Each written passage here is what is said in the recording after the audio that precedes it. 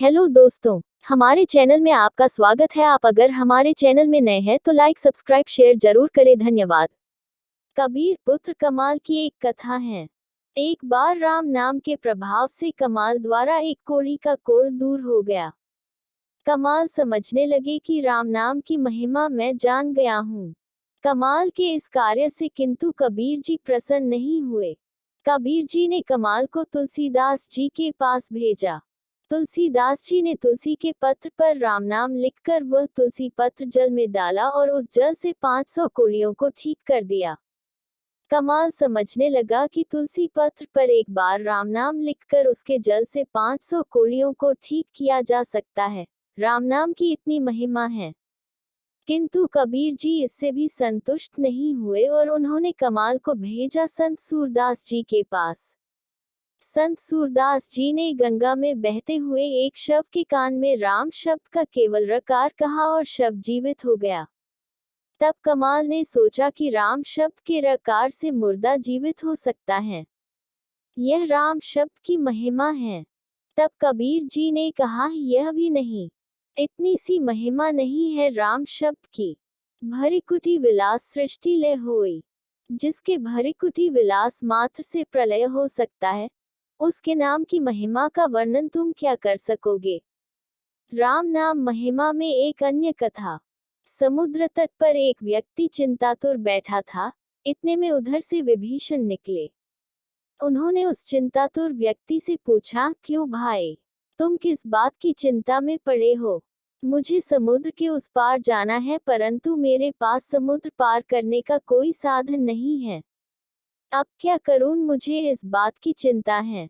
अरे भाई, इसमें इतने अधिक उदास क्यों होते हो। ऐसा कहकर विभीषण ने एक पत्ते पर एक नाम लिखा तथा उसकी धोती के पल्लू से बांधते हुए कहा, इसमें मैंने तारक मंत्र बांधा है। तू ईश्वर पर श्रद्धा रखकर तनिक भी घबराए बिना पानी पर चलते आना, अवश्य पार लग जाएगा। विभीषण के वचनों पर विश्वास रखकर वह व्यक्ति समुद्र की ओर आगे बढ़ने लगा। वह व्यक्ति सागर के सीने पर नाचता नाचता पानी पर चलने लगा।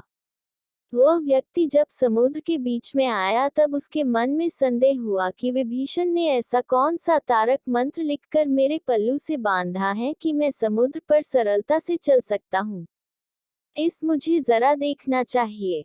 उस व्यक्ति ने अपने पल्लू में बंधा हुआ पत्ता खोला और पढ़ा तो उस पर 2 अक्षर में केवल राम नाम लिखा हुआ था। राम नाम पढ़ते ही उसकी श्रद्धा तुरंत ही अश्रद्धा में बदल गई। अरे, यह कोई तारक मंत्र है। यह तो सबसे सीधा साधा राम नाम है।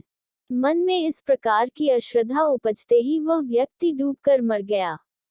कथा सार। इसलिए विद्वानों ने कहा है, श्रद्धा और विश्वास के मार्ग में संदेह नहीं करना चाहिए, क्योंकि अविश्वास एवं अश्रद्धा ऐसी विकट परिस्थितियां निर्मित हो जाती हैं कि मंत्र जप से काफी ऊंचाई तक पहुंचा हुआ साधक भी विवेक के अभाव में संदेह रूपी षड्यंत्र का शिकार होकर अपना अति सरलता से पतन कर बैठता है।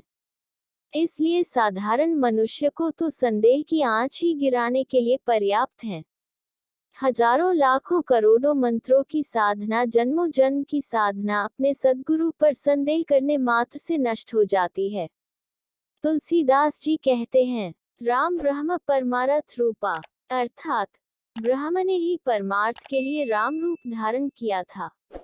राम नाम की औषधि खरी नियत से खाया, अंगरोग व्यापे नहीं महारोग मिट जाए।